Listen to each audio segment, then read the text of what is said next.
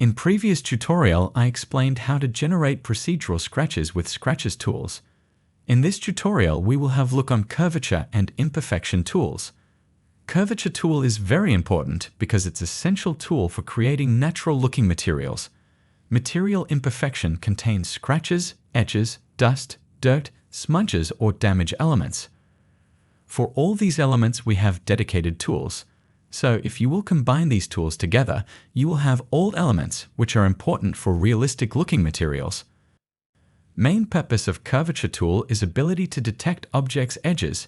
Usually the most prominent imperfection is on the object's edges, so for proper texturing, you have to be able to make selection for these areas. As you can see, inside Curvature tool we have two options.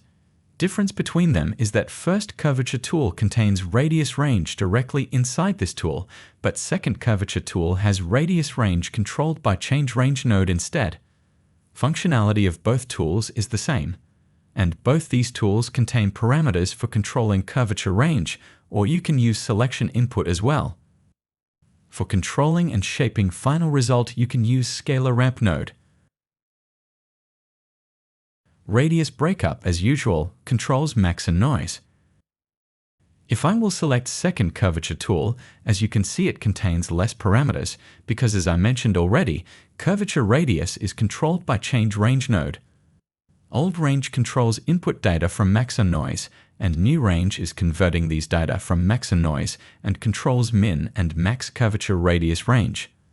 So if you would like to change look of curvature breakup, you have to change parameters of max and noise. As next step for radius range demonstration, I will connect output from second Curvature tool into the output surface. And now, if I will change new range max, as you can see, I'm expanding curvature radius range exactly as I need. And as next step, I can change also max and noise parameters. And as you can see, it produced different looking result, so that's the reason why is noise breakup very important part of Curvature tools. Next tool which is using Curvature is Curvature breakup tool. It's very similar tool as the main Curvature tool. Radius range you control with change range node, and radius breakup with max and noise. Difference is that instead selection input, this tool contains additional curvature breakup. This allows you to have additional control over curvature breakup and its details. So as you can see, this is just a little bit different approach on how to control curvature breakup, but workflow is the same as in previous examples. And as you can see, this tool can be helpful if you need more detailed curvature breakup to achieve results, which can help imitate surface damage. Next tool is Curvature Scratches. As you can see, it's combination of curvature and scratches, so as result you have scratches just in curvature areas. So you have available the same workflow to control curvature result in curvature section, and in scratches section you have control over scratches, look exactly as I explained already in Scratches tools.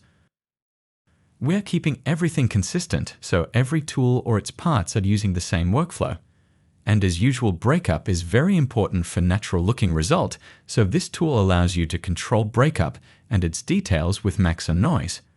Or you can use any other selection tool instead. Next tool which is using Curvature is another all-in-one tool. This is Plastic tool, and this tool is using the same workflow as Metal tool. All details on how works Metal tool I explained already in tips and tricks tutorials, so check them out if you need more details. This tool contains color section, scratches section, curvature section, and also SS intensity, which is important parameter for certain type of plastic materials. Again, as you can see, max and noise nodes which control this tool are using the same workflow and provides the same functionality as I explained already multiple times.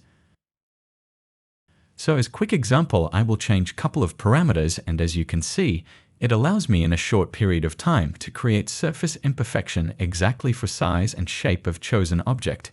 And you do not need to create multiple node connections again and again.